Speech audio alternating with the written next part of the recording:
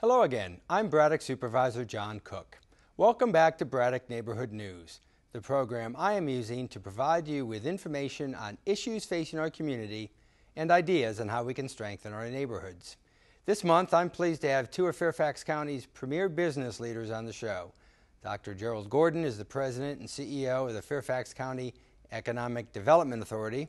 Jim Corcoran is the President and CEO of the Fairfax County Chamber of Commerce. With their help, Fairfax County has become one of the most highly respected and sought-after places for businesses to establish themselves and flourish. Jerry, Jim, thanks for coming on the show. Thanks for having us. John, thank you. Well, it's great having you here, and thanks for all you do for the county, for the business community. Jerry, some of our people watching the show are going to say, I don't know what the Economic Development Authority is, so why don't you fill us in? Well, in a very encapsulated version, the Economic Development Authority fills office space because when the vacancy rate in the county's office market becomes low enough, there's a demand for new construction, and that contributes to the real estate tax base and enables you and the Board of Supervisors to provide public services while minimizing the cost for residents. And you guys bring in businesses, big and small, from all over the country, all over the world, and a lot of them want to come here. They do, and there are a number of reasons for that, and every business has a different set of reasons, but the top 3 or 4 always include proximity to Washington, D.C., an extraordinary workforce, great public schools, and life in general in Fairfax County. And some of our watchers, viewers don't realize it, but when businesses come in and establish here, it allows us to provide more governmental resources at a lower tax rate to individuals because businesses pay more in taxes than they consume in government services. Far more. In fact, at one point it was almost 3 to 1. And the reverse is true, of course, for residents. They pay far less than they take back in public services, primarily because of the public schools. Schools, human services, that kind of thing. So it's really one of the keys, one of the secrets, and it's not much of a secret, of success of Fairfax County was that back in the 70s or so, the board and the business community got together and said, hey, you know, if we, instead of being instead of being a bedroom community for Washington, D.C., make ourselves a business center, we're going to lower our tax rate and we're going to have more revenue, and we're going to be able to build great schools and the other parks and libraries and everything else. And part of the success has been the fact that since those 35 years have passed, the Board of Supervisors and the County Administration, the Economic Development Authority, and the business community have all been true to that vision and consistently aggressive about attracting and growing businesses here. That's critical. I think the key word you said there was consistent. No matter the administration, there has always been a business-friendly atmosphere here in Fairfax County, and it's dependable. It's very mature the way that the county administration goes about bringing business here. Mm-hmm. And the Fairfax County Chamber of Commerce, of course, which you run, is the premier business organization in the county. It's got how many members now? We're over 600 members now, and as you mentioned, John, it's a membership organization. So we are very fortunate in the Fairfax Chamber to have from the Fortune 500 companies that we're lucky enough to have here in Fairfax down to the small business where it may be a single entrepreneur. But we represent business interest at the state level and at the local level, working on behalf of the businesses in order to continue to have a very favorable environment here in Fairfax County and the state. And the business community has been very supportive of education and infrastructure and a lot of parks and that kind of thing because, as Jerry said, those human things are what brings people and businesses here. Yeah. There is no more important issue to businesses here in Fairfax and Northern Virginia than our education system. As a matter of fact, the Chamber started a new education foundation last year to support Fairfax County public schools. But from a business perspective, to keep our world-class competitive edge here in Northern Virginia, we need to have an educated workforce of the future. So there are partnerships all over the place and companies whose names you would recognize like Northrop and Exxon that are doing in-classroom projects with our schools. It's a very, very supportive partnership. We have companies tell us all the time that they would not leave Fairfax County, not just because their own children are in public schools that are extraordinary, better than most other places' private schools, but because they're trying to attract a world-class labor force to work for them, and they want their kids in great public schools. Right.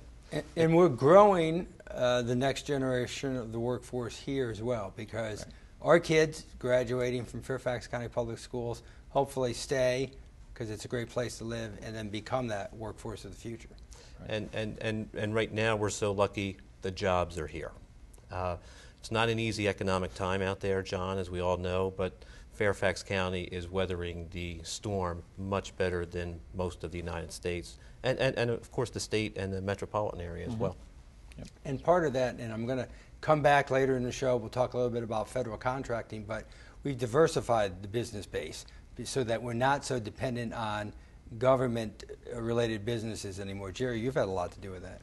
But we've had some successes in bringing in groups that are in diverse industries like hospitality, Hilton Worldwide, and automotive. So we have Volkswagen North America, construction services. Bechtel brought its global services division here. And now we're losing one. ExxonMobil is taking its downstream marketing division to headquarter operations in Houston. But that diversification in the economy is critically important, and we've learned that lesson over and over again with steel in Pittsburgh and with Boeing and aerospace in Seattle in the early 70s. You cannot be overly dependent upon one industry or one employer. For us, it was the federal government. And as you said, we're no longer that dependent upon it. And we're always looking at new business areas, and one of which that we've talked about, biomedical research and that kind of thing, is a big possible future area. Specifically, that intersection of biomedicine, bioscience, and the life sciences in general with information technology. So things like personalized medicine will grow here very rapidly, and we're going to create things that will make the environment more conducive for those companies to come here. You know, technology, Jim, that's a good topic, because our technology community, a lot of it started with federal contracting. It's really gone much past that. We are a leader in technology. There's no question. You know, what percentage of the internet traffic in the world in the United States passes through Fairfax County? 60% of all internet traffic passes through here. So technology is a major driver of our economy, local economy here.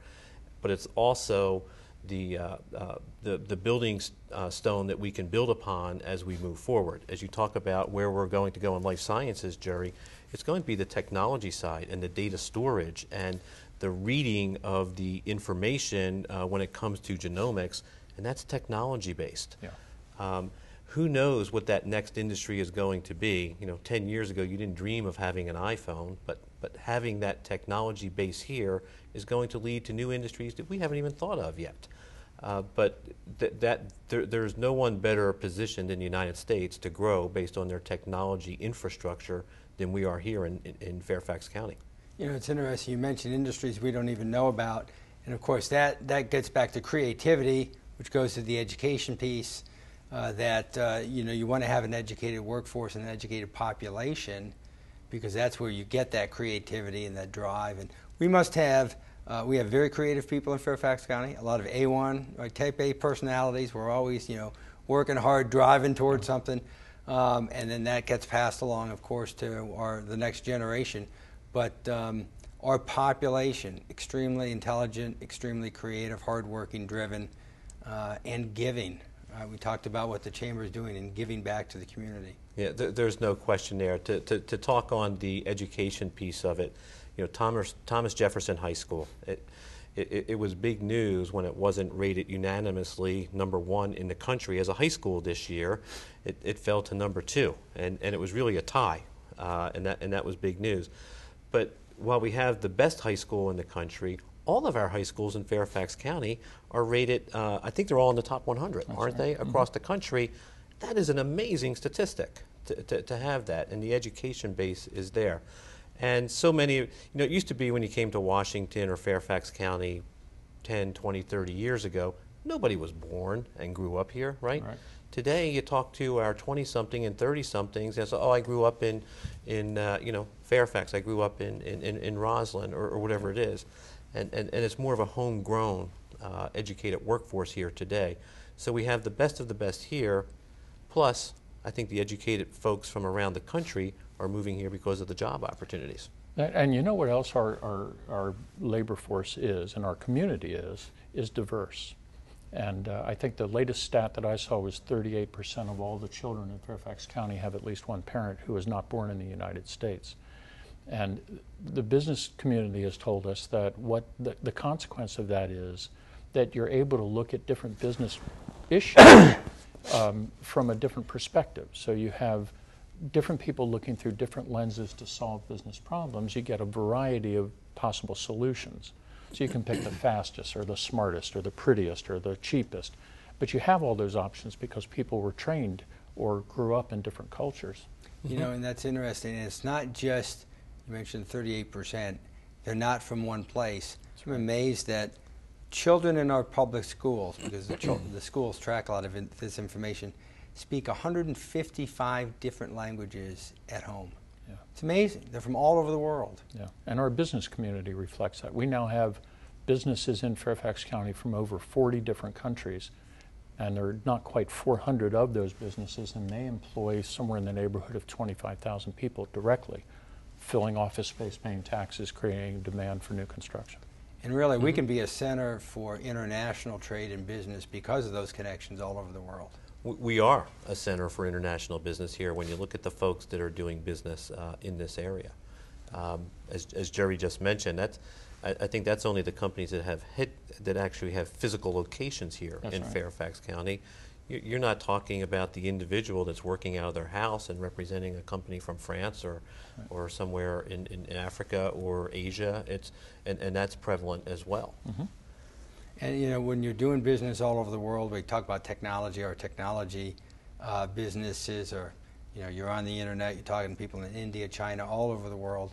Even the concept of the 9-to-5 workday really is old news, because when you're doing business with China, 9 to 5 doesn't quite compute. You know, it's really, you know, an around the clock. Is that 9 a.m. to 5 a.m.? Yeah, that's right. It can be in any direction. But you know, but that gives us a lot of opportunities too, because we're not sort of wedded to a smokestack factory schedule where you have shifts and everyone comes in and works and then working ends. We've got things going on all times. Right. We have, because the Board of Supervisors supports the budget that supports 5 overseas offices, we have conference calls early in the morning. We have them late at night, because we have people in Israel, we have people in Bangalore, India, we have people in Seoul and in Europe. And so you have to time everything so that they're awake and we're awake. And it's a challenge, but it is a world economy, so you have to do these things. But I think that's also an advantage when we talk about things like transportation and how, you know, we've got a lot of people on the roads, but we can stretch out those work hours, because if you're doing business with China, you don't need to be in your office 9 to 5. In fact, you might want to be there from 6 p.m. to 2 a.m. or something, or working from home or doing something remote. And that allows us to kind of spread out when people are working, and also open up things like Tyson's Corner to be open 24 hours because people are just working on a different schedule and living on a different schedule. Yeah, I believe that as we see the redevelopment of Tyson's Corner and some other areas because of Metro coming through, you're going to see more of a 24-hour, I'm going to call it a social scene, but I think it's a business scene as well, where restaurants will be open later than we're used to here in Fairfax County today. It will take on more certainly the Arlington perspective, but even the Manhattan perspective, where people are out all hours of the day. John, to what you said, I think people are already working those shifts. When you look at some of our larger employers here in Fairfax County, the Northrops and the Capital Ones and folks of that nature, they have employees all around the globe. And there are people in those offices 24 hours a day here in Fairfax County. Yeah. You know, when we talk about transportation, and I want to talk a little bit more about that in a minute, you know, when we talk about telecommuting as a way to get people off the road, but shifting work hours, or people working hours that might even be better for their business, can also change the concept of the rush hour and help spread out that traffic demand. Yeah, there's an interesting thing about the transportation issue. For companies that we're dealing with who are outside of Fairfax County at present, looking in as a possible location. Transportation is not that big an issue for them because we typically compete with Northern California, Southern California, Boston, New York, London. So our traffic actually looks pretty good, as does the cost of our housing. It's when they get here and their employees are sitting in the traffic, they start thinking about going somewhere else. I think that's when the housing cost and the traffic issues become really important to the businesses that we deal with. Yeah, unfortunately, those are becoming costs Yeah. to the businesses. Just the lost time sitting in traffic is one issue. Another issue is, there's been a lot of conversation about the increase in the tolls on the Dulles Toll Road. There's going to have to be compensation to employees to have to pay those if they get too high. So those are issues that are something that we need to deal with as a community and as a business community and as elected officials. And Jim, you mentioned time, Chris. The phrase "time is money," and that can be, in a good way or in a bad way. Lost time is lost money. And in some ways, I think it seems that the transportation problems we're having, the congestion, the traffic, it's having a negative effect on business. You're spending time on the road instead of time working. And are we getting to the point where, some people in the business community have been pretty out front about saying, we need to do something positive about transportation? I believe we have to do something, John. If we look at where we sit today, and let's say we took 20% of the people off the road today, that would really be a big help. But we're going to grow more than that in the next 10 years. So here we are, we have an issue today, and as we grow, all of these folks are not going to be able to take mass transportation because it just doesn't go everywhere. So the good thing we're doing is building concentrated development in the Tysons area, in Reston, along the new metro stops. But we're not even prepared for today, let alone the future. And if you listen to some of the reports coming out of George Mason University and some work that we've done with Mason, our future workforce is going to grow by 300,000 new employees. That's just the workforce.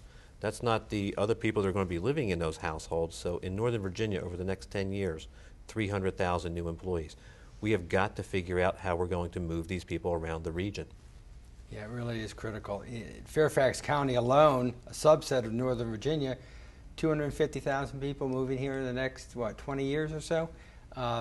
That's a quarter of our population on top. So you're right. Not only do we need to do more for what we have, but if we don't increase our transportation capacity in whatever manner by 25%, we're going to be behind where we are now. Correct. And it's not all that great right now. That is an impact for businesses here, Jerry. I've heard some business people who are starting to say they're concerned that some employers might leave. We hear that periodically, and I suspect sooner or later that will happen. But this is sort of a natural, historical evolution of any region in the country where the the population grows in concentric circles away from the downtown, and the business community moves along with it. Probably one of the best things that could happen for our traffic patterns is to see our neighbors to the south and west develop their business bases, so that not everybody's going east and north in the morning and reversing that in the evening. And they're starting to become more aggressive about it. No question, we're going to have some issues with the businesses, and it's when they get here that they start wondering, well, maybe I could go somewhere else. There are other places in the country that have a nice quality of life too. Or even, as you mentioned, the region, they can start moving west and south. And we do want to keep a few of them here in Fairfax County, because that development, as we talked about early in the show, that pays for the services that we're providing here. So we've always had the best situation compared to our neighbors in the sense that we're getting those very valuable business dollars while they're supporting the population and they're training the kids, so they get those expensive individual residential dollars. Yeah. That's going to start changing over time. We have a much better balance than they do at this point. If you look at our tax base here for each individual household, we're significantly less than Loudoun County and Prince William. And that's a tribute to what you're talking about, Jerry. So that balance of businesses here in Fairfax County is saving money for every of our 1.1 million residents here in Fairfax County. where they would be spending more money if those businesses weren't here. And the proof is in the pudding. Our tax rates have come down even during the course of the recession that the board reduced the tax rate for residents. Whereas our neighbors in Loudoun and Prince William County saw their tax rates go up in the last several years by 25–30%. Mm-hmm. And so we are starting to talk more about transportation on the county level, and that is, should the county be taking a greater role in transportation funding? We're going to be looking at that as a county a lot this fall. And Jim, I know the business community, I think, is going to be supportive of that. Yeah, as a matter of fact, we've been in meetings with some elected officials at the county level to talk about this very subject, John. And from the business community's perspective, we don't care who takes care of these transportation issues, but we have to come up with a plan that is going to take care of these transportation issues. And in the recent past, the state has not kept up their end of the bargain as far as being able to move people around Fairfax County via roads. And I think what has really happened is that our growth has overwhelmed the needs that the state can provide for transportation. So is it going to be the county that provides some of the much needed building and maintenance of roads in this area? The only issue is that it's counter to tradition and counter to the state constitution where that money comes from today. But if we can come up with an equitable plan, the business community will support the county providing some of these funds. I think it's something that I've talked about a lot. We need to look at, we talk about funding in Northern Virginia. We say we have a need for more transportation. We've got an economy that's good compared to most other places. But that's not true across the state of Virginia. And, if you live out in the Shenandoah Valley or you live in Southwest Virginia where the median household income's $35,000 a year, unemployment's 9 or 10%, the idea of, paying a little more in some fee or tax to send the money to Northern Virginia to build roads, that's a no-brainer. It's not going to happen. Mm-hmm. But here, we're losing money in our businesses because of congestion.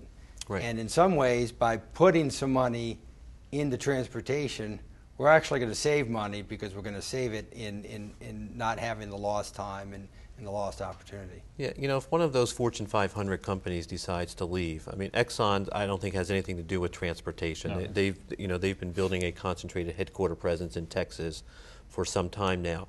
But if one of these other companies were to decide to leave, what's the cost of that? Would we have all been willing to pay a little bit extra to keep that employment base here?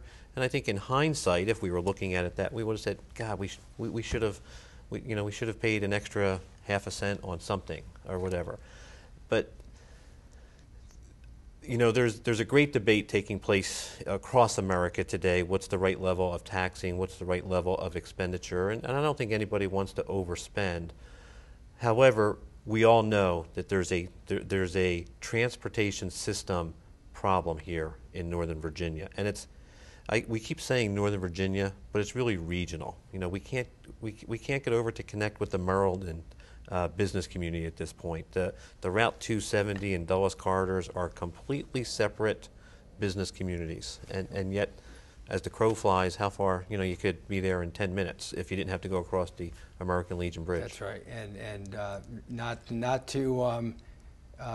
to dump on our friends across the river, but Virginia at all levels for a long time has said we need another crossing over the Potomac, and mm-hmm. It's the Maryland side that's resisted that. But all you got to do is look at the Beltway in the morning. People from Maryland are driving to Virginia because we have the jobs. Right. And so getting them here faster is important. Helps our businesses grow. Helps all of us because that's putting wealth in Fairfax County. Of course, we've also, if the people of Fairfax County are going to put money into a transportation system, we want to make sure that money stays here too.